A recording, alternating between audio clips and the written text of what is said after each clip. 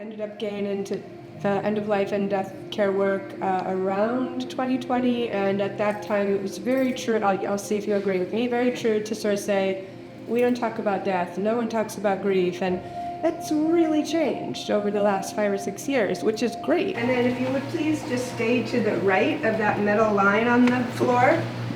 Our founder is Katrina Spade, and the story of everything that's happening today goes back to 2011. Katrina was in architecture school. She began to look for an environmental solution for end-of-life care, and she brought that into her architecture studies, and it just kind of became her whole life, and she created the kind of legal pathway to offering this care here in Washington. And the work that we do here is very directly related to the natural world. One of those ideas that I was mentioning about making that connection to the natural world, maybe you see like this honeycomb arrangement here, right?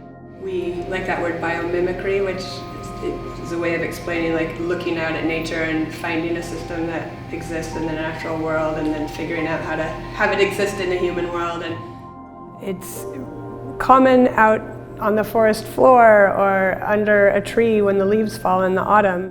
You can't stop decomposition from happening. So what happens before the individual goes into the vessel, the team here in the greenhouse is going to create a custom ratio of wood chips, alfalfa, and straw for that person. They get it a little bit wet. Compost needs to have that moisture to it.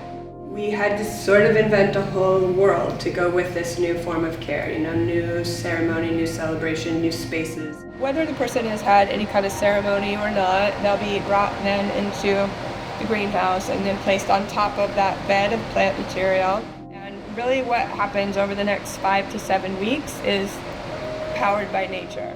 We are doing death care differently. We are trying to create the world that we want to live in. Yes, we're creating the kind of world that we feel better dying in as well.